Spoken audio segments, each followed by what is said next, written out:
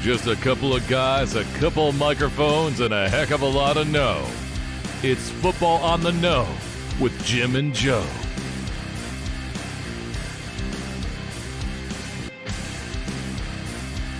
What they say, it's not the X's and the O's, it's the Jimmys and the Joes.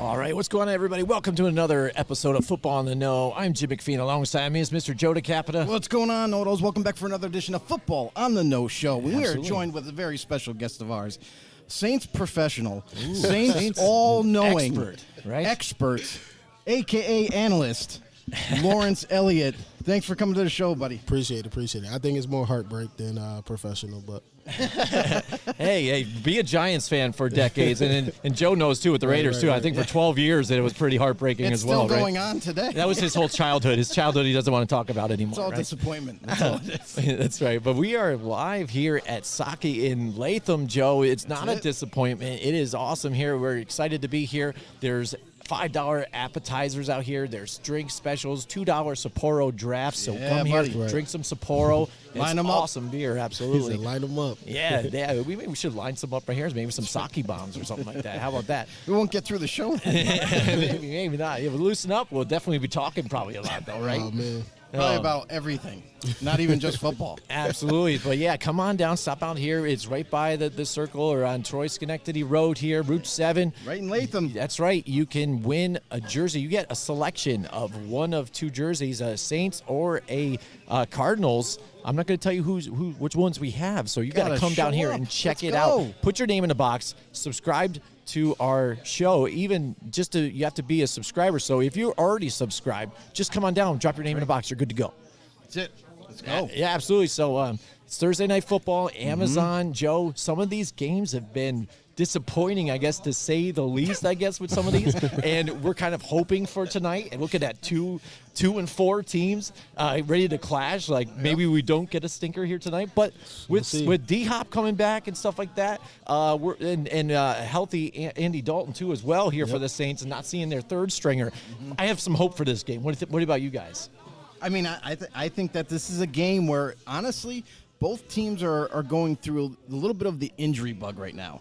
The Saints are missing quite a plethora of starters that they could really use right now to kind of turn the corner. And the Cardinals, their offensive line is decimated with injuries. Like, I honestly don't know which way this game is going to go because there's so many variables in this game. But I guess it's just like any other week, you know. The one team that doesn't make a lot of mistakes, the one team that makes the plays that matters most are going to come away with the win. What do you think, Lawrence? I think it's, like you said, the injuries is really heavy for both teams. Hollywood Brown was having a great season so far. He was making a lot of plays, went down last week.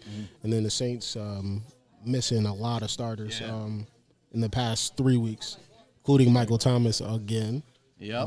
But No Landry. I think it's gonna be a good game on both sides. I think it's another game for the Saints to try to find their identity on offense. And then Kyler Murray, it's gonna pretty much come down to the Saints stopping him on getting out of the pocket and everything like that. So Yeah, almost keep him confined, keep him contained, make him throw the football because unlike their 12-5 run that they had, you know, Kyler Murray doesn't look like Kyler Murray anymore. He looks Right. a little I mean, I'm not sure. It's the same offense. It's not a surprise there. But maybe he's been missing a guy like DeAndre Hopkins that kind of was like the bailout. You know what I mean? That would really help him move the football. So, I mean, that could be another thing that to watch out for in this game is, like, how often is he going to go after Hopkins right away? You know what I mean? Right out the gate. You know, is he going to – I mean, we know he's going to definitely target him. But is it going to be too much targeting on his side? I think it will be. I think when you watch the previous games before they got Hollywood, they were kind of searching there. Christian Kirk last year. D-Hop was Kyler's favorite target.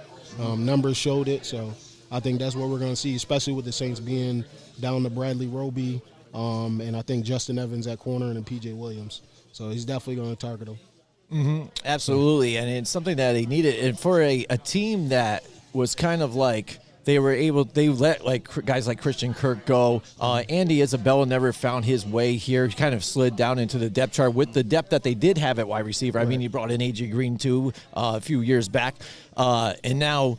You get Marquise Brown, after you're finding out that you're not going to have DeAndre Hopkins for a few weeks because of the PEDs, but now he goes down. So you're lucky enough to get D-Hop back here, but it seems, again, now you're thin kind of at wide receiver. I think you're looking at this. And this offense isn't running like an explosive offense like it has in the past. And maybe people have kind of figured things out here and figured out how to stop Kyler Murray.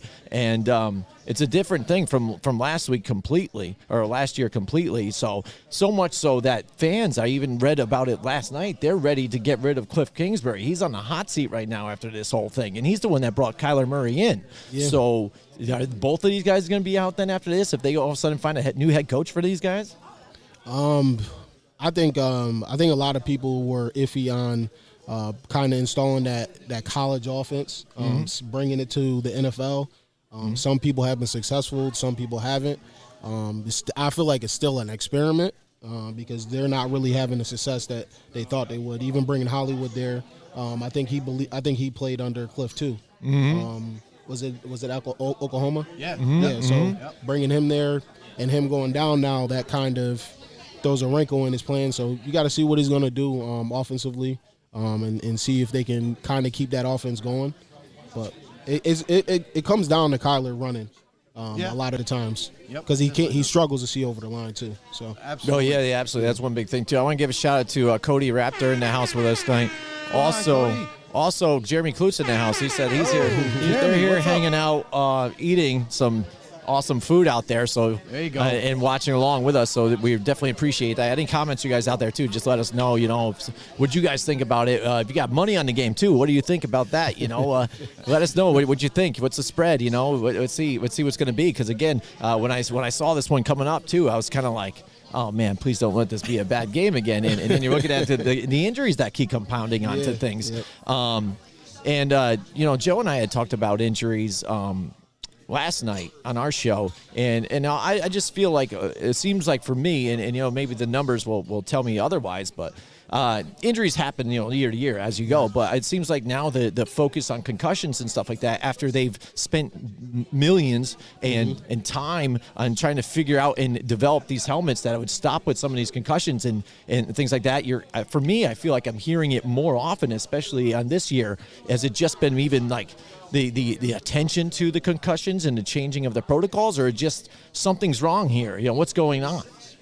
For concussions, because I played for so long playing football college. I think when it comes to concussions, the game is a violent game, so it's inevitable for it to happen. It's unfortunate that people get affected by it, but I think at the same time you need to have those protocols in place. But at the same time, you can't go in the middle of the season and revert it. Now anybody that gets a concussion is automatic weak. Yeah. So that's if that's what they want, they should just come out outright. If you have a concussion in the game, you're out next week automatically. Right. And no protocol through the week and everything like that. Because that's kind of what it is basically now. You can see the last 4 or 5, it's automatically a week. So. Yeah, I mean, and you're talking about things that affect the game, and we've seen so many things come up in the headlines recently too of the officials making calls, bad calls too, that changed the outcome of the game. Their non-calls even, that happened. Like we saw even the roughing the passer stuff with Tom Brady and things like that with the Atlanta Falcons. How do you think that's been affecting games so far, and the way some of these teams are even, one, defenders trying to play against that, and two, outcomes, and where eventually this might seed some of these guys in a league now that they wanted parity. This is the closest in point differential it's been since 1937. Yep. So I think it was at 8.9. Joe, is that what something like that now? Difference between deciding a game, and when it's that close and it comes down to an official, you never want that to happen that way. Right. What do you think, Joe? I mean, honestly, I think this is good for the game too, because I know there was a period of time, and Lawrence, you'll probably remember this, is when that thought process shifted for the NFL. They wanted more points. They wanted to boost points. We want to get 40-plus points a game. We want just absolute excitement every single drive. And they were successful in achieving that. And here comes this crazy points, high points, and then you see some blowouts happen, and it's like, for me as an old school football guy, like, I love defense. I love those close games. I love great hard hits. I love all that stuff. And yeah, offense happens too, like the excitement in the game, and I think that's what makes it much more treasurable, is when we see those moments of a big, huge play or a comeback drive just to tie it up. And I think that's what we're starting to get back to, is we're starting to get back to these closer games, these hard-fought games in between two juggernauts of teams, and maybe some two not-so-juggernauts of teams. But like we saw the Broncos and Colts, that was tough. No touchdowns. But exactly, all field goals. That was the kicker game. We're going to call that the kicker game. Yes. But I would just say this. I would be like, I'm actually happy that we're getting to these closer games, because it's going to keep you engaged through the whole game. Like, you can't just leave at halftime like, oh, yep, this game's over with. You know what I mean? It's not one-sided anymore. So I'm excited for the future of the NFL right now, because of how close these games are being. Every single week counts, no matter who your opponent is. So I actually I caught my boy Neil. He does the podcast with me. Okay. We call him Statman because he always has advanced stats. Oh, there you go. So he's always prepared to provide something. So he told me last night, I didn't know this, that it's the lowest point score through 6 weeks since 2007. Okay. So there you go. So as far as Law and Order, so I didn't know that, and then I kind of went back looking at the games. I was like, he's kind of right. Like, there's the touchdowns aren't flowing like they are, but I think it'll get going. I think it comes down to the injuries too. You can see how affected. Even you can go to the Bucks. They're not flowing as much because they don't have their Pro Bowl linemen. And it shows you how important the line is. I mean, we've talked about it multiple times. How big is Tom Brady's legacy if he doesn't have the strong offensive line he's been behind? You know what I mean? That is a game changer for many quarterbacks young coming into the league. I mean, we've seen a bunch of them just become, vegetables. You know, I mean, look at David Carr. You know, I mean, starting with the Houston Texans when it came in. You know what I'm saying? And he still throws a better ball than Dak Prescott. What do you think of that? Oh, yeah, I remember that. I remember that a couple of years ago. Yeah, absolutely. Hey, I want to give a shout out to Ricardo Rosario in the house with us tonight. He's out there watching with us. That's my partner for IBT Network. Excellent. Hey, double shout out. There you go. Support. Yeah, absolutely. Join in the conversation. But yeah, man, it's been a pretty crazy year. Things are close. The Cardinals are reeling, and they've been one of those teams. Again, I thought they were on the up and coming, moving up. They're like, all right, we kind of got to see what they were. Like last year, I thought they were going to be better, but then all of a sudden they kind of jumped into that 12-0 or something. I'm like, wow, these guys are hitting me harder and quicker than I thought they were. I'm like, maybe they're just a little premature though. Almost like how we kind of thought about the Cincinnati Bengals, too. They were rocking and rolling, and I'm like, I thought they were going to get better, but not this good or this quick. But then now the turnaround on this, the absolute opposite right now. And maybe it leads even to missing some of those guys on defense that they don't have now anymore. You know what I'm saying? When you had a guy like Chandler Jones down there just secretly, quietly getting at the quarterback, you know what I'm saying? Yeah. You know, and He's on the Raiders now, isn't he? Yeah, Yeah, not there you doing go. much, though. And no, now he's quiet. You know, that's a He'll Raider get- thing. He'll get going. It was funny, yeah. He started to go in the Chiefs game of all games. Yeah. You know, like he started to really apply pressure. So we'll see if it continues. Yeah, absolutely. So let's say, hey, let's take a look at Kyler Murray's stats even this year from last year. See, that's a difference here. He's 164 out of 252, so 65%, which is pretty good. He's at almost 1,500 yards. But this is the difference here when you look at that. It's 6 touchdowns to 4 INTs. You know, the turnover to touchdown ratio, and his rating is an 81.8 right there. So again, a difference there. But you know what? Still running the ball effectively. But also, what always I think is a red flag too is you don't want your quarterback to be the leading rusher on your team, and that's pretty much where he is right now. That's a hill. That's a hill I die on my show. Yep, I there say you go. I say Hey, even man. for Josh Allen, Singletary, all those guys got to get going, and they'll be unstoppable. But if your quarterback is the leading rusher, that's a lot. That's tough. Yeah, we to know sustain even through the whole season. last year. I think for the Giants, Daniel Jones was. How scary is that? That's a lot scarier, right? You're like, come on, bro, really? Come on, you know that's really bad now. You know, Yeah, so he's and- better than our third string running back. Right. That's definitely something that you don't want to see. But at the same time, you see a lot of these offenses evolving into this type of, you know, and honestly, it also depends on the style of your quarterback, like the physique of your quarterback. Look at Josh Allen. He's by no means a small quarterback. He's built for that type of play. But I would like when you got a guy like you mentioned, Kyler Murray. Kyler Murray, very small in stature, not the strongest guy. If he takes a couple of good licks, he could be sitting out for quite some time, and that's going to really hurt the Cardinals. So I know he's smart. I know he does like slide, and he kind of gets out of trouble, but there's going to be that time when he's going to take a hard hit, and it's going to bother him so much that it's going to affect his gameplay. And you got to wonder the future of the Cardinals after that point. Like, you can't keep doing that. You got to be a little bit smarter. Yeah, that's what I always think about when the quarterbacks do run. They take those hits. I think about, all right, is he going to be able to push off when the game gets going in the third, fourth quarter, when you took those 6 runs and got hit by a linebacker that is 3-4 inches Mack taller truck. than you. Yeah, Basically got 50 hit by a pounds Mack heavier truck. than you. So Lawrence Elliott hit you. Done. But yeah, you know, and that's the thing too, is like it's something to monitor because it was taboo for a while in the NFL. Like, no, never. Do not have him run the ball. Look at RG3. All right, RG3 was like the guy when he got drafted, and he had that, like, you know, that deceptive, you know, dual threat of his game where he would take off and he was fast, blazing fast, and he'd get these big chunky yards, and he could also throw the ball. And that kind of threw defenses off, and they're like, wait, how do we defend this? Like, do we play the pass? Do we play the run? Do we play somewhere in between? Not really sure. So it kept them on their heels. But then, second year, boom, he takes a real hard hit, really messes his leg up, done. And then you look back at that, and you're like, wow, that really kind of ended his career, because even though he got another chance or two in the NFL, that injury still bothered him. That kind of messed up his throwing mechanics. It kind of bothered him. He couldn't even really run anymore. Yep. So you got to be concerned with that too. And for the new age quarterbacks, you're seeing, like, I mean, they're running with reckless abandon. Like, they do not care. Like, if a hit comes, we're gonna pop back up, or we're gonna at least avoid it. And that's kind of like got to be the smarter play.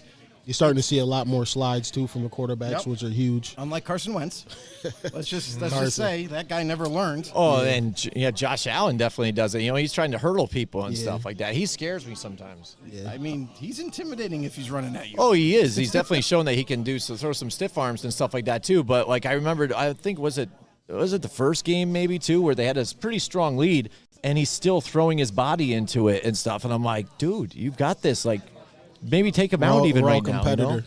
You know? Yeah. It doesn't matter to him what point of the game it is.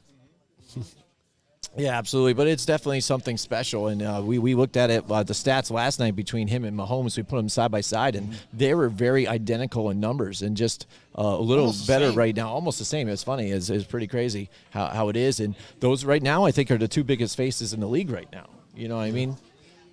And well, who knows? Maybe people want to try and be that next, not only Patrick Mahomes, but Josh Allen's he's a little different than what Mahomes is even too. You know, I mean, still agile in his own right, but a big, massive human being, but both with strong arms. So now, you know how you see children trying to copy with the one-handed catches all the time, trying to be all like that.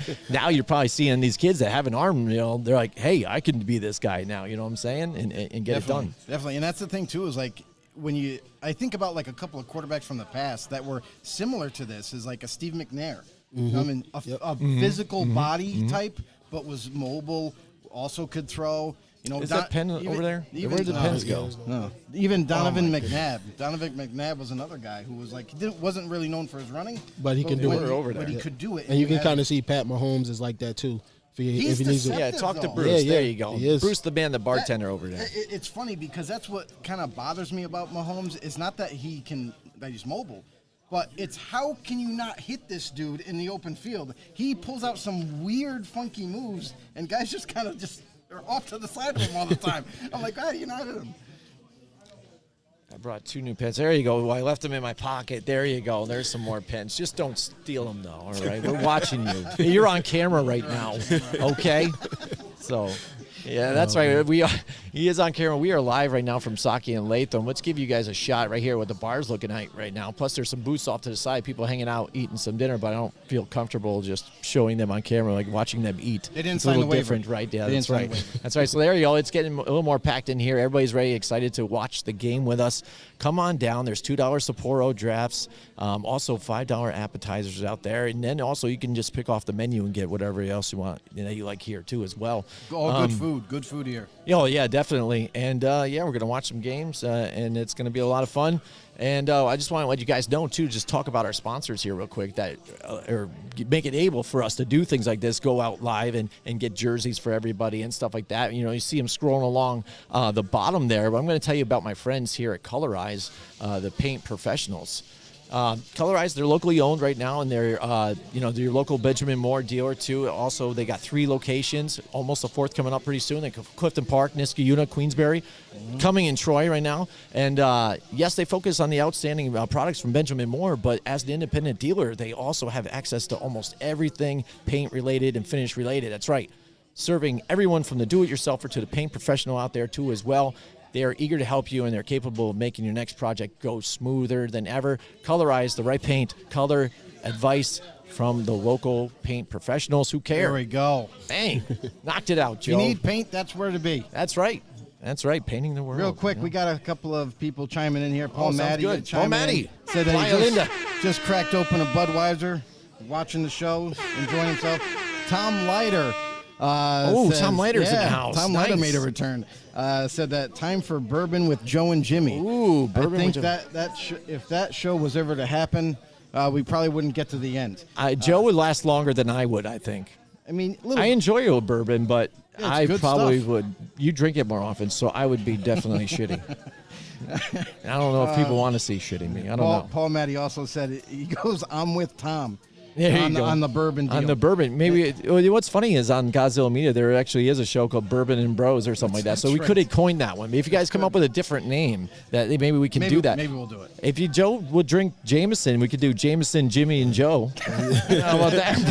Jameson's my favorite too. Yeah, He's my nice, favorite. dude. I know We'll I have- love this we'll guy have over Lawrence here. on that You know, show, we're too. talking, having a good time, and then he tells me he loves Jameson too. I love it. There you go. I love it. Here's He goes. Paul also says does that place have beer? oh, absolutely. Yes, Sapporos. they We're do. saying Sapporo beer right here. They $2, got the- dude. yeah. $2 for a Sapporo. I mean, that is amazing. That's the best deal you're going to get around Paul, right now. if you leave now, you might be able to get here before we leave. So come up yeah, from Florida. just take a jet. You know, I know you can do it.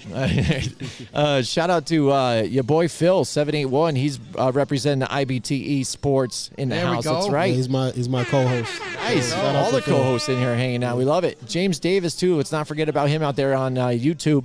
Nobody in the media is talking about how J.C. Jackson got benched last game. That's true. Everybody's kind of avoiding that type of stuff. Yeah, I mean, listen. I mean, we've seen this a couple times, right? And obviously, one thing that happened this past week is also a player that not only got benched, but The had Robbie an Anderson outburst issue? on the sideline with Robbie Anderson with Oh, the yeah, Panthers. yep. lost his mind, said, "How dare you bench me?" You know what I mean? I am the best receiver on this team. You know, he was losing his mind, like really to the point where him and the assistant coach almost were like, they were ready to throw down. Like it was getting that intense. Wilkes was like, "Hey, knock it off, kids. Stop it." You know what I mean? Stop. And then Robbie just refused to like let it go, and then Wilkes kicks him off the field. Next thing you know, the next day he's traded. And he's right playing, here with the he's Cardinals playing tonight. Exactly. Yeah, right. How about that? The funny thing is, you look at that whole scenario, how it happened, and it's like, okay, Hollywood Brown not going to play. Oh, that's okay. We just traded for Robbie Anderson. I still don't think, like, after being traded after a day, you definitely don't know enough of the playbook. I don't see him being a full participant on the football field. I think he's a vertical threat. That's what I kind of put him in that category. He is. Is he going to be used more of like maybe a decoy for this game? Oh, he could be. I could see him getting some shots down the field too at the same time especially with the DBs for the Saints tonight. Yeah, they just whisper and everybody like, okay, listen, on this play you're going to run a post. Just right? gonna run a 9. Yeah, because even with that, they might forget about him out there. Just because D-Hop's back there, they might just want to focus on him. Yeah. Hopefully Dennis Allen's got something cooked up. Defensively, yeah. He's been able to do it a little bit over the past 3-4 years. But going back to Robbie, with him joining that team, I could kind of get his frustration because he was at the Jets, Sam Darnold. He goes to Carolina, thinks it's a fresh start, Sam Darnold. So it's frustrating. Then you have Baker Mayfield as your quarterback. Then it's P.J. Walker. But at the same time, you still got to be professional. Handle those things in-house when you get off the field. And we saw that last year with AB. So, but in a whole different fashion. Yeah, you know, and that's the thing is like it carries over into this game, and I don't know how effective Robbie's going to be tonight, because honestly we don't really know what his his count's going to be, his play count, so. I don't expect him to be out there full time, but if he is, by chance, I think it's going to be more of like a decoy role, and then every once in a while they'll give him a route to run and see if they can utilize that matchup. Yeah, I'll get to that with some of that in just a bit here too. Sure. I have something to say, but let's go to James Davis here. I'm going to get to Paul Matty in just a second, but James Davis says, I just want to know what the Chiefs are doing. They didn't start clearing cap for nothing. Like, yeah, you just saw like Travis Kelce's contract restructured and stuff like that. So you think they're going to make a move, but what's the move? You think, Joe? Odell Beckham. That's the rumor. saying. The rumors that Odell Beckham, they made room, but honestly, like clearing $3.5 million of cap space, like that doesn't spell to me Odell's coming in. This is a team that didn't have a lot of cap space to begin with. They only cleared 3.5. Now listen, who knows? Maybe they can convince Odell, because we all know Odell wanted to get paid when he came back from his injury. Maybe it's just enough to get him. Maybe it's like they cleared just enough to get him in there. And if the Chiefs were able to land Odell Beckham, which we all know Odell's been trolling the hell out of all these fans out there on Twitter. I've seen it. It's been hilarious because people would say, oh, you're coming to the Jets? Oh, you're coming to this team, that team? Almost all 32 team fan bases were like hitting him up on Twitter, and all he did was like, eye emoji, you bet. Eye emoji, you bet. Like he's just playing with everybody. So does this mean they're going to get Odell? I'm really not sure if that's enough money, but it's possible when you're winning like the Chiefs are. I mean, you can kind of have that negotiation with a superstar like Odell and say, hey, listen, if you're willing to come down on your price just a little bit, we can make this work. We could probably go back to the Super Bowl again. Yeah, and he wants. I believe he wants a 2 or 3. So I don't think he's going to do the 1 because he did the 1 with the Rams. And he just wants security probably. Just in case he does get hurt again. So no makes longer sense. a rental. Yeah, absolutely. James Davis says, yes, I heard it could be for Brian Burns. Yeah, the entire Carolina Panthers is pretty much for sale right now. Block, so fire sale. Everybody must go. Even though again they tell you don't. But that's isn't that the funny thing though? Because they're like, we're not interested in the deal, but we'll take phone calls though. How about that? Like so. What the hell does that mean? They're going to figure out what they can do. Right. That's funny. It's almost like if you look at it like a relationship, it's like your girlfriend's like, oh, I love him, but, I like to keep my options open. It's like, what? You don't really love me. But Paul Manning says Odell would get hurt week 1. Who knows? Because he hasn't been playing. But yeah, and it's tough. The Rams, when they were able to bring him in, though, they were able to just work him in slowly and stuff like that, and create opportunities for him. And you saw it started off slow for him, but then started to be that go-to guy for Matthew Stafford, because before that it was all Cooper Kupp nonstop. And if it wasn't for him getting injured in that Super Bowl, right there, I think Odell Beckham Jr. is the MVP, and I called it too that time. Damn it, when you got injured, you son of a bitch. It meant a lot for him to be there. You can see the passion, kind of the competitive drive he had in that game. Yeah, I mean, the only thing with the Rams, though, that whole relationship is kind of dissolved. I mean, as much as the media's been pushing Odell to the Rams, he's coming back. Odell was pretty much pissed off at the L.A. Rams for when they were trying to talk to him about when he was injured. Hey, if you come back to us, man, we're going to offer you this contract. And he looked at it and said, that's not enough, man. Like, what did I do for you? And then now I'm not getting rewarded? Forget you. I'm going to take a look at everybody else. So he's on this little bit of a tour. Like, he's taking visits every which way for, like, at least, like, 4 or 5 teams by now. The Chiefs are one of those trending teams as we speak. Maybe, possibly, they can make something work for Odell.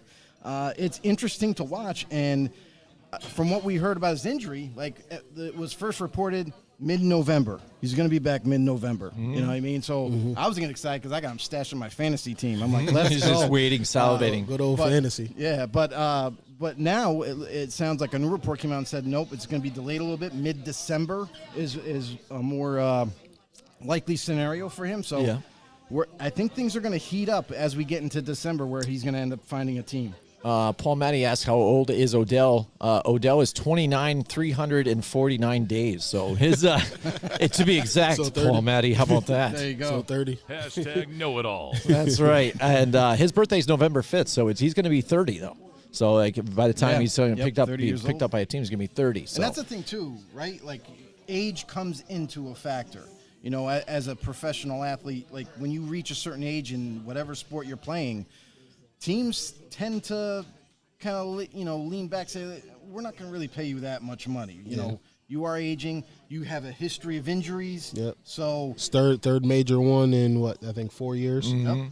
so it comes down to, price for these teams and how much they're willing to give up to get a talent like that. Yeah, I think that's what you can kind of see with the teams. Even the Rams. The Rams kind of push this where we want to buy in now, and kind of some teams are trying to do that, but they don't want to fully commit because they know the history of doing that. Right. We really haven't seen anyone really do that where they sell out on 1 year, and then now you can see And it worked. the result of it now is they're struggling. Yep, absolutely. That's what happens. One and done. Yeah. Some people, again, that's the question that is always put to people, though, too, isn't it? It's one of those questions like, if you had to do this, would you do it just for this one shot? And that's what they do. You go all in just to get that one championship. Yeah. Teams would be like, screw it. That's why they're saying even the value of draft picks is kind of like squat right now, because they'll just toss them away, get players, and boom, win. There you go. That's all we needed right now. Yeah, because if it's not top 10, is really the Rams made it to. They changed the market of it. Hey, if you don't got top 10, it really doesn't matter. Yep. Absolutely. Did you see, Paul Matty's Matty's lighting comment? some stuff. Yeah, I'm trying to get to it. Here we go. He goes, Jets getting 1 point against Broncos, lock of the week. Lock of the week. Listen, Jets, man. Jets are on fire. They are. There you They're on go. fire. Robert Saleh changed the culture. Right, absolutely. Here we go. Paul Manning also says, hell yeah, age is a big deal for in a young man's game. Can't buy hamstring implants. and Leiter, Tom Leiter says never know. ligaments either. Maybe nowadays with 3D printing and everything, you never know, right? Titanium hamstring. Yeah, look at my implants I just got. 3D printing, I got it at home. They call me RoboCop. Yeah, and back to James Davis to touch on the Brian Burns thing. He said, just imagine teams trying to figure out how to block Chris Jones and Brian Burns on there. So And Frank Clark. yeah. On top of that, I mean, that would definitely help out that defense there and get some more pressure for them. Raiders would really be screwed at that point. Yeah, right. Yeah. All right. So Tom Leiter, also get back to what he brought up here. He's a big Seattle Seahawks fan, by the way. So he lives over there in Seattle, and he says, "I love Russell Wilson and what he did for a decade here in Seattle, but does Pete Carroll and John Schneider look like geniuses right now, or what? Yes. I They mean, got the future. Yeah. And the guy they got rid of is not looking good. Not at all. And Geno Smith looks top 10 right now. He's impressive. You know, it's funny because, you know, we usually do our divisional picks like before the season even starts, like early predictions. And we got to the Seattle team and we're like, well, who the hell do they have to throw the ball? Like Geno Smith, we've seen him throw 4 picks in the game before. We've seen him just fold like a lawn chair and take on sacks for holding on to the ball. But I really dissed Geno Smith big time before the season, and now I'm eating my words because this guy has not only gotten so much better with this offense in Seattle, but he's making the right decisions. He's running when he has to run. He's delivering the football to really talented receivers, and DK and went blank. Tyler Lockett. Thank you, Tyler Lockett. Yeah. And then they got these like young developing tight ends that Noah have Fant, they really have surprised defenses. You know, they're leaving them wide open. That's how surprising they are. They're like, he's not going to get open. Leave him alone. Not get to get the ball. But yeah, Seattle honestly is a surprise team for me. I didn't think that their defense was going to be that good. I didn't think that Geno Smith was going to be that good. And right now they're rolling. Yeah. So one thing that Geno said, I think it was the first primetime game Seattle had. I think he said they wrote me off, but I didn't write back. Yeah, That's right. Yeah, Yes. I like it. He's got to trademark that crap, Yeah. man. That's awesome. Yeah. Dude, boom. I And love it. and even for Seattle, they win even more because Rashard Penny goes down. Not because he gets hurt, obviously, but now the whole running back thing, you don't have to pay him because now you had a significant injury. Kenneth Walker comes in. He's a rookie. He's getting paid probably $800,000 or something like that. So you get to see him too. I think he's gonna be really, really good. Yeah, it's definitely changed the narrative probably for Pete Carroll because, again, I think a year or so we were even questioning on whether his job was going to be safe over there with the Seattle Seahawks. So now, you know, there's a different tune, I think, going around Seattle Who's right smart now. now? You know? Who's smart now? Yep. I feel like he is Seattle. If you think about it, you go and look back at it, he's the life of them. So Absolutely. It's funny you bring up Ken Walker III, and when we were looking at guys like Breece Hall coming out of the draft, and everybody was pushing Breece Hall like, no, he's got to be the number one. He's like more dynamic. Kenneth Walker, they had him rated as second. In my rating, I had Kenneth Walker because first for me. and he went to Michigan State. Michigan State, Michigan State, yep. And the reason for me is because it's preference, right, in the draft. So I like a bigger, physical, more running back. So I was pushing him up, and everybody was right about that because Breece Hall's lighting it up with the Jets. You know what I mean? Then Kenneth Walker steps in. Yeah, I think with Breece Hall, you can see Iowa State. He's more versatile. He can get out the backfield, catch passes, break runs in between the tackle, and then you obviously Michigan State's running backs. They're always bruisers. Those going all the way back to Le'Veon too. So Absolutely. Getting to some of the comments out here. Cody Raptor's in the house, and he says, damn, the food was excellent today. Just fire. You know Cody would There you instantly go. go to the food. He's like, yeah, I'm eating good here. Food critic. The lonely football fan over here until Jeremy gets back from softball. LOL. Nice. Excellent. Paul Manny loves the whole 3D printing hamstring implants. He's really he likes that idea. No Donnie's in the house with us showtime. Hey, There what's he is. going on, There's the Cardinals fan right there. Oh, He says, boy. "Go Big Red." That's your rival right there. No Donnie. Here we go. We got the Saints guy over here too. We got the Cardinals fan. We were hoping for no Donnie in here. No Donnie. What do you think? What do you think's the score here? Let's hear your predictions. What do you think? How do you think it's going to go for you guys? Let us know in the comments. Tom Leiter's bringing up Noah Fant too over there. Paul Matty. Pete Carroll gets the Seattle Sticky Icky. and man. Great guest tonight. He is good. Who is he? Yeah, Paul buddy. Matty. There you go. Lawrence Elliott, man. Hey, plug your show. Plug too. your show, go ahead. Here we go. Oh man, IBT Network, Inspired by True Events Network on all platforms, and also to the Cardinals fan, I got a special place in my heart for the Cardinals. In 2017, I went to the rookie minicamp for Arizona Cardinals, so There you go. Nice. thank them for the opportunity. But tonight, they're going to take the loss. Excellent. Oh, taking that L. I love it. Shots Awesome, fired. dude. Shots fired. Absolutely. So yeah, that's what I was running through some of the comments here, Joe, and let's take a look at the crowd again here. They're sitting here chilling. They're getting ready to watch the Yankees game starting off right before we get into tonight's big showdown here with the Cardinals and the Saints. The reason why we're here hanging out with you guys tonight, there is a jersey giveaway, so come on down here to Saki in Latham, get some great food. You got $5 appetizers, you have $2 Sapporo drafts, which I need to partake in pretty soon, I think, because only water can get me so far. That's right. But yeah, come on down, check it out. We have a choice of 2 jerseys to give away. All you got to do is scan the code, and that subscribes you to our show. I see people doing it over here too. We got to let them know too. They got to drop their name in the box too over here too to be I definitely got to get in. Boom! There you you go. get in. Absolutely. So definitely, yeah, come out, check out the experience we got here. This is a really beautiful place too, Joe. I mean, for Asian cuisine, Japanese steakhouse, it's pretty amazing, and it's pretty cool atmosphere to be here talking about football, right? Definitely. I mean, it's different, right? You know, you never think of coming to a steakhouse, an Asian steakhouse, to watch football. But listen, they got a beautiful bar. They got a nice little dining area. The TV's, good size, right in front of your face. Come on down if you got nothing going on right now. Come on down, party with us. Let's watch some football together. Let's talk about it. If you need a shoulder to cry on because your team's not doing so well, we're here for you as well. So yeah, get down here, right in Latham, New York. I'm definitely here for you. Yeah, Got us about saved. Nice.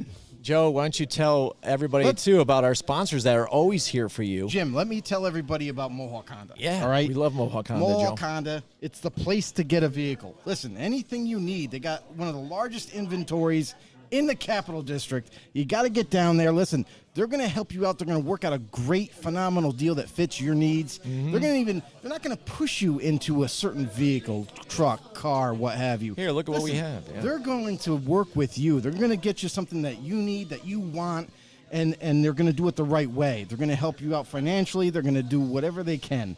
So listen, they got their general manager, Greg Johnson, down there. Go ahead, say hi to Greg, get acquainted. He's going to help you, walk you along. He might pass you off to another guy who specializes in creating those deals for you, those great deals. But everybody down there, the whole staff at Mohawk Honda, check them out. Listen to them. Asking them questions. Do what you got to do down there. Get yourself a vehicle, because I'm telling you, it's the best spot to get it. And it's no joke, because they treat you like family down there. They're really good people. And they even give you suggestions, give you some options to go over. Absolutely. So, great service. Mohawk Honda, where they go out of their way to please you. That's right. Please me or you. Joe, we've talked a lot about the Cardinals right now, too, and things like that. And now it's time, I think, to really talk about the Saints now. Yes. Let's get on to the Saints side. That's what Lawrence has been waiting for. That's what he's been salivating for. He's like, let me get into this. Come on, guys. Now, this is my question I kind of stored back. Now I'm bringing it in the forefront again. I actually remembered it. I couldn't believe it. It's probably because I haven't drank any Sapporos yet. But what do you think now, after moving on from Sean Payton, how Dennis Allen, even though you guys have a losing record right now, how do you think it's been so far for you guys in that transition? So my friend, I always go back to different stories. One of my co-hosts, Kenny, shout out to Kenny. He's a Falcons fan.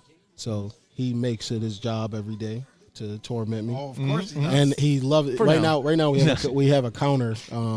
Whoever gets more wins, the loser has to do 100 push-ups. So they're leading right now. Nice. And it's looking like a bad bet on my end. I thought the Saints were going to be at least 4 wins right now, but they kind of told me that, hey, Sean Payton not being there is going to be different. I said, hey, I believe in the roster. I had faith that they would be healthy, ready to go. But for Dennis Allen versus Sean Payton was there for 15, 16 years. His blueprint is there. His Paul Prince is on the team. Dennis Allen has been there for the past 5 years as the Saints have been top 5 in wins. Now they're kind of on a downturn. One thing I really don't like about Dennis Allen is I get the vibe that he's not in control. That energy, because Sean Payton, when he walks a press conference, he has the answer, he implements it. When Dennis Allen comes to the press conference, to the podium, you don't feel that energy. He feels confident. You can tell that by any coach. Yeah. And you can kind of see that, and I'm starting to see that now. I kind of blindly, he was with the Raiders, he went 8 and 28. Friends used to always tell me that, hey, he went 8-28, but I'm like, he's been a DC for us for so long. He can't mess this up. And the defense is worse. Defense is not what it's been in the past years because of several moves. But Sean Payton not being there is huge. The identity is not there. The masterful mind of figuring out when to implement Taysom Hill, when to implement AK, and everything is missed. And I'm starting to see that now. I was naive to it at the beginning of the season, but I'm starting to see that now. But I think they still have an opportunity. The race is really close for the Saints, with the Bucks being 3-3, and then the Falcons being 3-3, and the Saints being 2-4. So I think they got to find their identity on offense. Defensively, they just got to get turnovers. I think that's what's really missing for us. So. Yeah. I mean, turnovers have been key for a lot of different teams. I mean, I looked at the Jets defense, and they were up there leading, in the league, with turnovers and stuff like that. And that's a big moment for them. And that's what really how they were able to beat teams like the Baltimore Ravens and things like that in this past week against the Green Bay Packers. So, yeah, absolutely. And that's the thing, though, too, is sometimes some guys are just built as D coordinators. Yep. I mean, you want to talk about the Atlanta Falcons. How did that Dan Quinn experiment happen for the Falcons there? Falcons fan. But anyways. Thank you. I appreciate that. Yeah. I appreciate that. And now you're looking at him over on the Dallas Cowboys and like, damn, we had that guy. What the hell, man? But, when you get personnel, too, that can fit in your system, though, too, and get it done, that helps, too, as well. But you talk about your defense and things like that. There's definitely a major injury here on your defensive side, and that's Marshon Lattimore. And let's look at the injury report even right now for the New Orleans Saints. Some big guys, big names out there. You got Jarvis Landry that you brought in, Hardy, Michael Thomas, all these guys out there that have been banged up for you. Luckily, again, Chris Olave's going to be able to play and stuff. And then you were also maybe be right till today pretty much possibly that you're going to start maybe your third string quarterback tonight, and that was a scary thought. But now it seems Jake Luton. So now at least that gives us a better shot to have a better game tonight. Possibly when now you've got Andy Dalton and Jameis Winston both healthy. Jameis Winston's going to be dressed, but it looks like Dalton's going to get the start. What do you think about even how he's performed this season for you guys? You knew they grabbed him just in case. He's got to be that veteran presence there in case something goes on, because people still know Jameis Winston of old, the 30 for 30 man, the bonehead that's out there sometimes. Any Saints talk, that's the first thing that someone says to me, 30 for 30, because he's a quarterback. But having Andy Dalton, I think, is really big. You get a guy that he's safe with the football. I think one criticism I have of him is stepping up in the pocket. I think he kind of he turns into a statue and forgets that he can run. A lot of, you can look back at some of the film, he can step up, dump it down, but he takes sacks. But I think he's played over 100 games in the NFL. So it's good to have a person like that. You can even see the Saints last year, they had Trevor Siemian. And it was thankful that we had him and he had some experience. But I like having Andy Dalton on the team. I'm looking forward to seeing Jameis get back to the starting job, because it's obviously more exciting, but you also, a lot of the throws can't really be made with just Andy Dalton at quarterback. So, and obviously you need to get the receivers healthy. So. Absolutely. Joe, what do you think about this game now with the Saints, and what are their chances, you think, in this one? I mean, to be honest with you, I think they're pretty even for both teams. I mean, both teams are going through injury problems, different types. I mean, you look at the Cardinals' offensive line, it looks pretty bad for them tonight. Don't have their quarterback of the offensive line, Rodney Hudson, so that's going to play a part in the game. Maybe some miscues up front. And then you look, I mean, the positive for the Cardinals, too, is they have Robbie Anderson to utilize maybe a little bit. DeAndre Hopkins makes his big debut, his big return for the season. So that's really going to help out for Kyler. And unfortunately, no James Conner. He got scratched from the game, so he's not going to be able to play. But Eno Benjamin, I'll tell you, this young kid, he's got something. He's got something going. He can play. So I'm curious to see what he can do tonight. But, man, going up against that D-line for the Saints, when you don't have Rodney Hudson, when you don't have Justin Pugh, it might be a little rough. But for the Saints, Saints have a different type of, injury problems. They're missing both their starting corners to go up against these receivers. They're offensively, they're healthier on the line. So that's got to be a huge plus. And they got Andy Dalton, who's like Lawrence said, like he doesn't make a lot of big mistakes, so he limits those, which could give the Saints the upper hand in a sense. Yeah. Because if you can avoid turning the football over, it definitely plays in your favor in terms of getting a win. Absolutely. We got a couple of comments I have to catch up with here. Lisa Lancaster said the game's on here, and yes, we're even seeing some highlights right here. Our guys pre-gaming here at Saki. Ricardo Rosario, 6-0, baby. He says that. He's the Eagles face from Philly. Oh, all right, there we go. All right, and I don't even know how to pronounce the name on Twitch, though. But again, somebody on Twitch here. Again, Jackson, a good pickup for running back. GOM-RRXCV. See, I hate it, and it's tough, to try and pronounce that. I just ran call him GOM. Gom. All right, there you That's go. it. We'll Well, we shorten it up. appreciate you joining in there. I'm sorry. I might have murdered your name there. Thanks all for right, the comment. Godzilla Media in the house with us tonight too. I love you guys. Paul Maddie multiple times says we got a crew up in here. Awesome. That's awesome, Paul. You always got something going on. You're like the man around there. You're the coach to a lot of guys out there, too. You got your former players hanging out with you guys, too, and chilling down there. You got, what? They were talking about starting another arena league. Paul, you may talk to some people, guys, they could use a coach, and then maybe that brings you coming to Albany in the Empire, that we can hang out, but start talking to people, buddy. You know it. All right, what else do we got here? Mike Tackett's in the house with us, Joe, tonight. What's going on, Mike? Yes. Oh, by the way, Paul Maddie says Saints are a cold Happy Meal. Ooh, burn. That's tough. Yeah. You're in my heart. He also, man. Paul also just said the fifth beer. He's on his fifth There you beer. go. He's ready. There you go. Giving us the update. And then Mike Tackett, he says, let's have a drinking game for every time Al Michaels and Herbie mentioned Dan Snyder and the Redskins Commanders. Yeah. Commanders. Yep. How about that? Your guest looks like he wore a helmet and played the game. Yeah, absolutely. So, he talked knows a about little the something Cardinals. about Getting I the Cardinals know love. a little something. Something.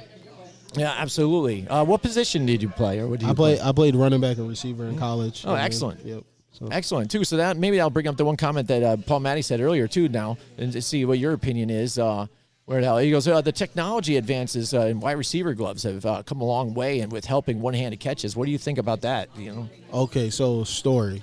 I had mentioned that I went to the Arizona Cardinals camp, and I got equipment from them. I got gloves. Oh, nice. The gloves are different than what is in the store. Yeah. Completely different. Completely different. Yes, it's different. Oh, wow. So yeah, that does what make we sense. get is the watered down product, much thinner, and their gloves thicker, and it has way more stick. Way lot more longer. stick. Yeah. So That's awesome. That's good to know because, again, because even sometimes – so then there isn't any excuse why they drop the ball sometimes. Come on, bro. Really? Listen, hey, you can either catch or you can't catch. So. Yeah, exactly, man. Come on, because again, I understand sometimes, with mine even too, they get a little wet. When wet, then sometimes it's just slippery as hell. But you get that little bit of tackiness on it by getting them a little wet, and you're good. But yeah, for the drop, my wife will see that too. She'll be like, watches the other schools. They're all wearing gloves, and they still drop the ball. How? Because she's even felt mine before, and she's like, wow, dude, these are great. And you're telling me that they're even better than this. Yeah, they're better. Much better. Much better. That's awesome. That's awesome. That's crazy then. Like, yeah. I watch guys that are wide open, and they still drop it. I mean, think about Evan Ingram. That guy. What's going on there, bud? Like, how come you can't catch when you're open? Paul Manny, great glove insider story. Only a real OG player would know that. There you go. That's right. See, we know what's going on here. We got the right guy here tonight, Joe. That's what it's Absolutely. all about here. Yeah. We're in the know with the know-it-all. And your show is actually with us right now, inspired by True Events Network. So check it out. He says, great show. Paul Matty said, Matty Mafia in the house. He's on his 5th Budweiser. So, yeah, that's awesome. Everybody's having a great time. We're having a great time here. I'm ready to get some food in a little bit. Boy. It's almost game time. It's 7:56. We're going to wrap up stuff in a little bit here. But, again, we brought up the quarterbacks and how you're excited even for when Jameis Winston comes back. I threw a little thing out here with the comparison just to take a look at him right now. And, Jameis obviously has some more games here, but too, he's 73 out of 115 for 63.5% and 858 yards, but he's got the 4 touchdowns and 5 interceptions.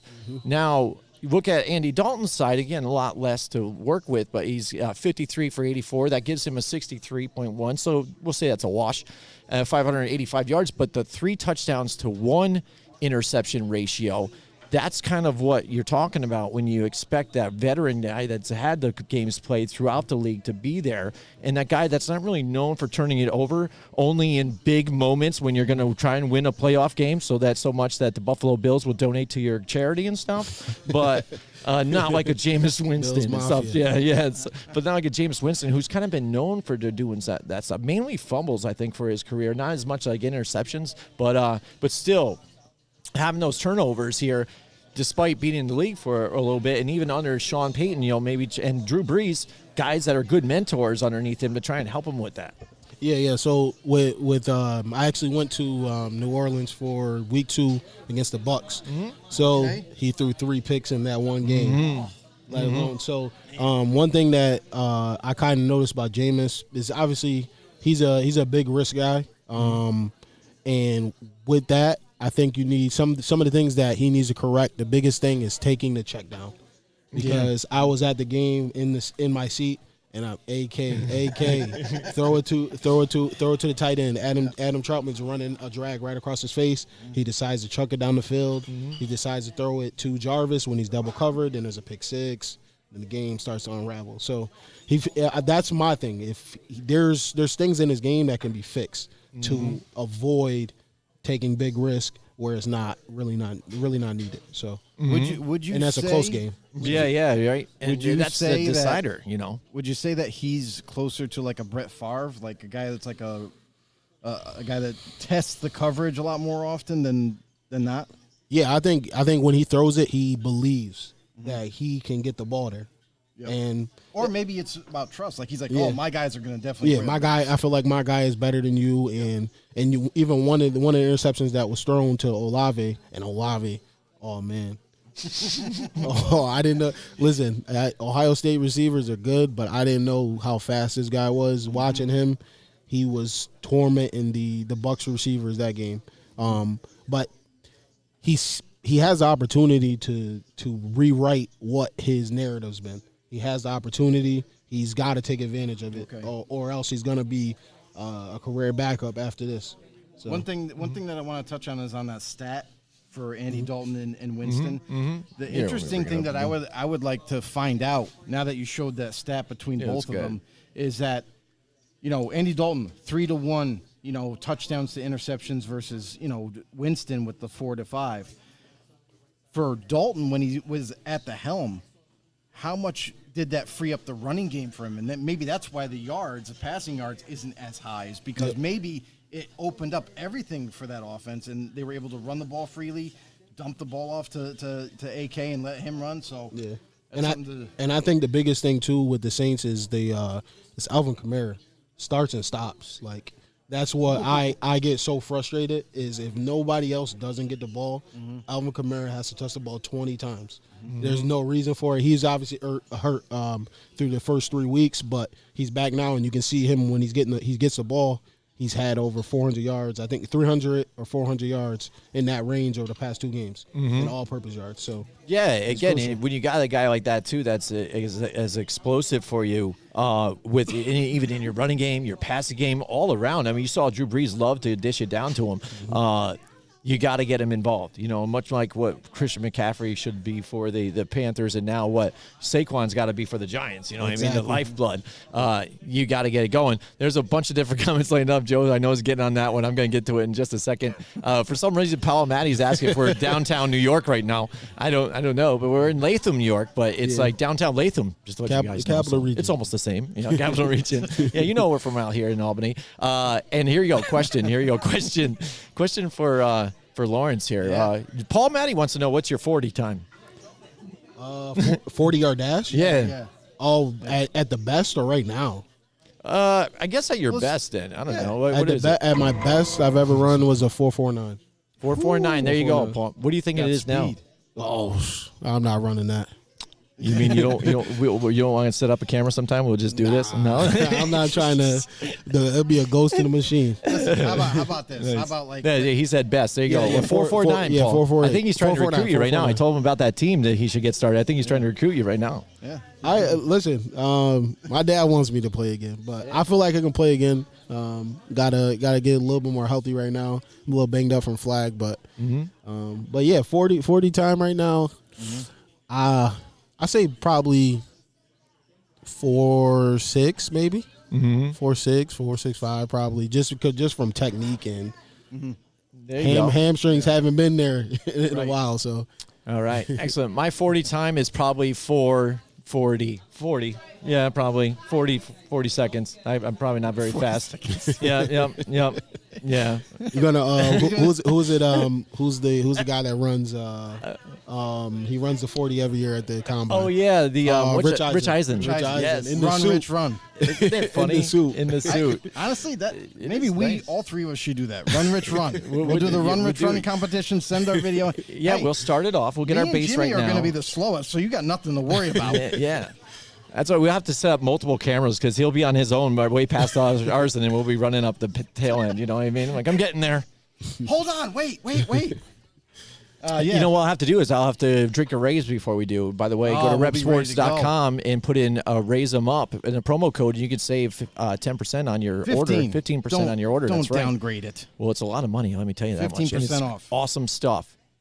Blue Shock, the newest flavor, is amazing. And Gold Rush, I can't wait till they get back in some stock of Gold Rush. Yeah, it's crazy because they're always, they come out with like mystery cans once in a Yeah. while. It's like literally every flavor they came out with is like, it is a mystery, because even though it says like, I don't know, it says rainbow is like a flavor, and it's But like, it's familiar at the same time, and that's Yeah. what bothers you. It's almost crazy. You're like, this tastes so good, it reminds me of something, but I can't place it at all. Skittles. Yes, but it is amazing. We love Raise Energy.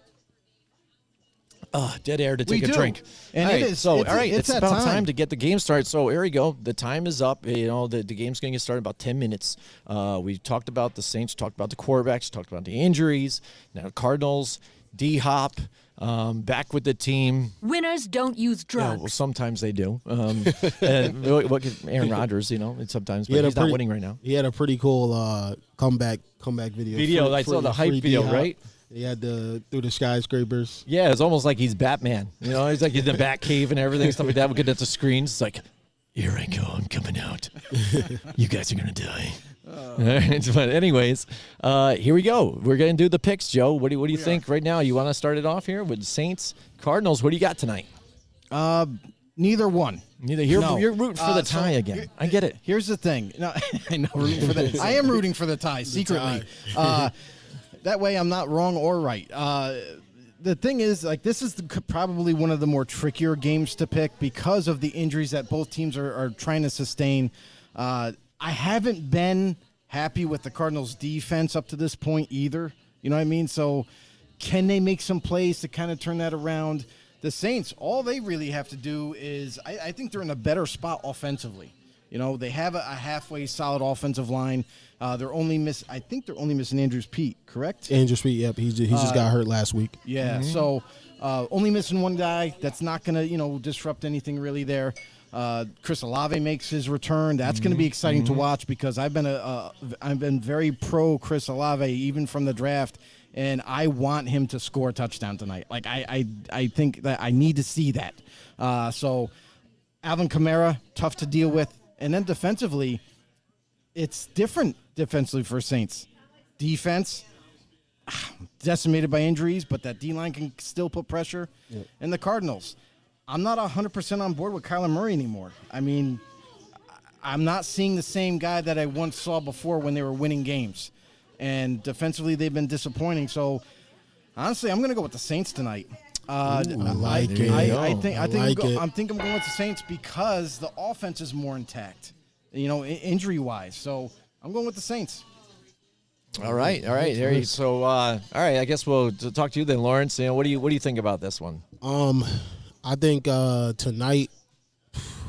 tonight having Olave back is going to be really, really huge.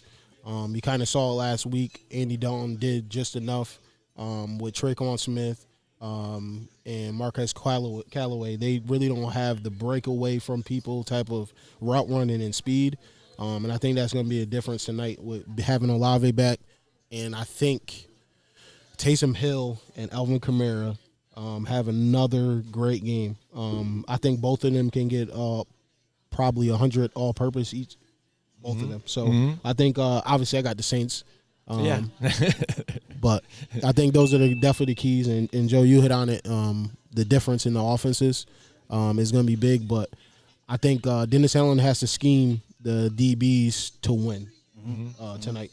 Put them in better situations. Yeah. You can run. I don't know if he's going to run too high with two safeties or not to prevent the deep passes, but to help out the corners that are in there. But I think it's going to be good. One quick note is you're getting back Marcus May, I believe. Yes, Marcus May is yes, so which that is is huge. a huge addition as well for the back end. And he's been gone for 2 weeks. So and at a critical time, because without having those two starting corners, you still got to work up against DeAndre Hopkins, and I don't know what to expect from Robbie Anderson, but Hopkins has got to be the bigger target. So if there's a way that Dennis Allen can scheme to, you're not going to take him completely out of the game, but to slow him down, to slow Hopkins down in that offense, I think that'll be the decision right there. And you can kind of see Honey Badger come up to be in the box a little bit more. He hasn't really been doing that too much this season, which I was kind of looking forward for him to be that. But I think age and time is catching up with him.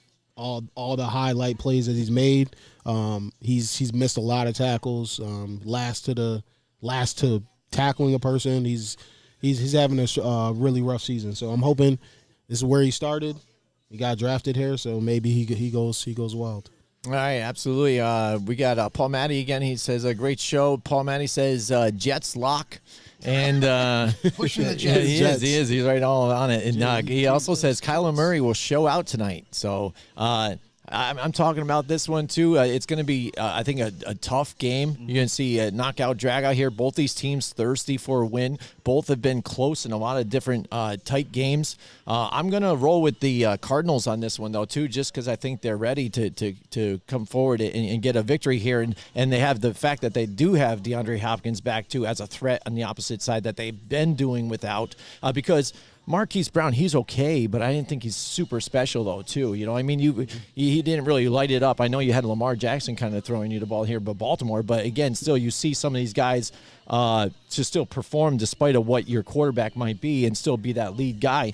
And he's kind of been underwhelming, I think, for me so far. And the fact that you have a DeAndre Hopkins there now on top of this, that's only going to help your team. And then you still have Rondale Moore on the opposite side here, too. I forgot about and him, then too. all these games, the teams that they've lost to, some of them are pretty decent. Like even the Philadelphia Eagles, that was within only a few points here. So, and that right now, they're an undefeated team right now. I know your buddy knows, and he'll definitely let you know every single time. But oh, trust me, I hear it every day. That's, I mean, and then look at the teams that they have battled against and really put up a lot of points in too, but just not enough to win. Last week, and again, I think maybe it was, again, they were just caught, with their pants down, not ready for a team like that. But you know how the way Seattle is at home too. They get hungry. So I think this is a good week for them to bounce back. It's going to be a tight game. I love it. Saints, Cardinals, but I'm going with the Cardinals on this one. Yeah, and I think a key for me, underrated, is Demario Davis and Pete Warner have to have a game. Both the inside linebackers for the Saints to keep Kyler Murray in check, and I think Pete Warner can do it. He can guard and he can run sideline to sideline. So I think it's going to be. Do you think they send just keep a spy back then? I think it'll be Pete Warner that's going to have the job, and then let Demario DeMario does what he does. Yeah, I wonder, DeMario Davis, has he found the fountain of youth? Because that I'm guy- I'm asking that too. I actually Yeah. said that to someone that to me, I think in the past 3 years or since Dennis Allen's become the DC, is he's been top tier at linebacker, and he's like 34, 35 years old. I know he's still playing at a He's Yeah. so super high smart, level. so smart. Right? Yeah, absolutely. So- I thought he was even just going to go just to sign with the Saints just to retire a Saint. You know what I mean? But then there you go. Yeah, He's he lit the fire back in I think it's 2017 he got picked up. 2016, 2017. Yeah, yep, absolutely. So, hey, that's it. That's our show here for it. tonight, man. We ran a little late, but right up to Sorry. game time. All But good that's stuff. even more exciting, dude. It's going to get started. I hope you guys enjoy the game. I hope you guys enjoyed talking with us here tonight. Shout out to everybody that lit up the comments out there. Paul Matty, Mike Tackett, everybody out there. We really appreciate you guys and appreciate everything that you guys do for us. Sharing the videos, liking the videos. If you haven't yet, Joe, tell them what they got to do. It's real simple, everybody. Just listen along here, follow along here. One thing to really help our show out and the algorithm on YouTube and help us get more noticed, help us grow this football community. Head over to YouTube, search us up Football on the Know Show. When you find us there, hit that subscribe button, hit the notification bell, let you guys know when we go live. And as well, you can follow us on Facebook as well. Become a member, become a nodal, and anywhere you get your podcasts, anywhere. Just pick one. That's right. Pick one and Anyway, hit we're the there. follow. You're there. And then also, I would like to pass it along to Lawrence. Listen, why don't you plug your network that you have? Inspired by True Events Network. We've had it since 2020. We're continuing to work. I'm blessed and appreciative of the opportunity to come and join you guys' show. Yeah. Watch it. It's really good. You guys you. definitely keep going. Appreciate it. And I appreciate the content you guys do. But Inspired by True Events Network. We on all appreciate you. platforms. Yeah. At IBT Network, at IBT Sports on Facebook, YouTube, Instagram, all of that. TikTok too. And we talked off air a little bit about his network and everything. It's not just talk about football or it's a lot about life. Like you could find literally anything on that network, whether it be about art or clothing, fashion, whatever have you, music, movies. So make sure you head over there. Find an interest that you like and make sure you plug in. All right, that's it for us. We're about to watch the game just like you Let's guys. go. If you haven't yet, Let's go, get Saints. your asses down here that to nation. Saki. Put your name in the box. Subscribe to our show. I have the thing right here. If you guys are home right now, If you guys ahead, don't, make- I'm before gonna you make I'm it, gonna rig the drawing. I've got the QR code right there. So just scan that QR code right there. I'll give you a second. All right, there you go. Now you're subscribed. All right, thanks so much, and we'll see you guys next week. Appreciate you. Join us next week from 8 till 10 Wednesday night for more Football on the Know with Jim and Joe.